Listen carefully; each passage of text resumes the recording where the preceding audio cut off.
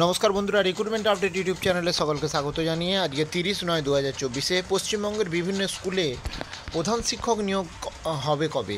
আসুন এই সংক্রান্ত আপডেট দেখে নিই বিস্তারিত। আমরা জানি যে আপার প্রাইমারি শিক্ষক নিয়োগ হতে চলেছে কিছু দিনের মধ্যেই, বা পুজোর পরেই বা পুজোর আগেই নিয়োগ হবে, যতটা সম্ভব পুজোর পরেই নিয়োগ সম্পন্ন হবে তো আপার প্রাইমারিতে। তো এবারে তারই মাঝে পশ্চিমবঙ্গের বিভিন্ন স্কুলে প্রধান শিক্ষক নিয়োগ নিয়ে একবার তোড়জোড় হয়েছিল। সেই নিয়োগ কবে শুরু হবে আসুন একটু বিস্তারিত দেখে নিই কী রয়েছে। তার আগে অবশ্যই চ্যানেলটা সাবস্ক্রাইব করে নেবেন বিভিন্ন লেটেস্ট আপডেট পাওয়ার জন্য, চাকরির খবর পাওয়ার জন্য, শিক্ষাসঙ্গত খবর পাওয়ার জন্য। আদালতের নির্দেশ মেনে আপার প্রাইমারি শিক্ষক নিয়োগের মেধাতালিকা প্রকাশ হওয়া হয়েছে। এবার প্রধান শিক্ষক নিয়োগ নিয়ে মুখ খুললেন স্কুল সার্ভিস কমিশন এবং জানালেন যে নয়া বিল পাস হলেই প্রধান শিক্ষক নিয়োগের বিজ্ঞপ্তি দেওয়া হবে। সেক্ষেত্রে SC, ST, OBC, AB-রাও সংরক্ষণের সুযোগ পাবেন।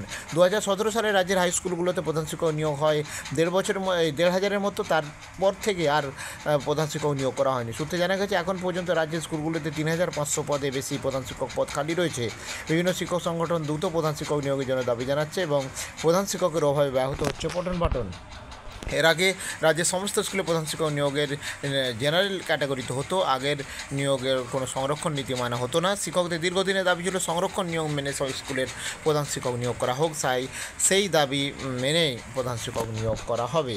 এবং মাধ্যমিক উচ্চ মাধ্যমিক স্কুলে প্রধান শিক্ষক নিয়োগের নতুন বিধি রাজ্য মন্ত্রিসভার অনুমোদনের অপেক্ষায় রয়েছে। সেই বিল পাস হলেই নিয়োগ শুরু হবে। আইন পাস হওয়ার পরেই স্কুল সার্ভিস কমিশনের তরফে নির্দেশিকা আসলেই প্রধান শিক্ষক নিয়োগ শুরু হবে বলে জানান SCC চেয়ারম্যান। এবং রাজ্যে মাধ্যমিক উচ্চ মাধ্যমিক স্কুলে 1/3 প্রধান শিক্ষক পদেই ফাঁকা বলে জানা গেছে। সেক্ষেত্রে সমস্যা হচ্ছে স্কুল চালাতে। 2018 সালের পর স্কুলগুলোয় কোনো প্রধান শিক্ষক নিয়োগ হয়নি। রাজ্যের মাধ্যমিক স্কুল আছে 9,971টি এবং তার মধ্যে 3,000-এর বেশি স্কুলে প্রধান শিক্ষক না থাকায় স্কুলের দৈনন্দিন কাজকর্ম ব্যাহত হচ্ছে। তো যাই হোক, এই সংক্রান্ত আরও আপডেট অবশ্যই শেয়ার করবো, সঙ্গে থাকবেন এবং চ্যানেলটা সাবস্ক্রাইব করে নেবেন। ধন্যবাদ।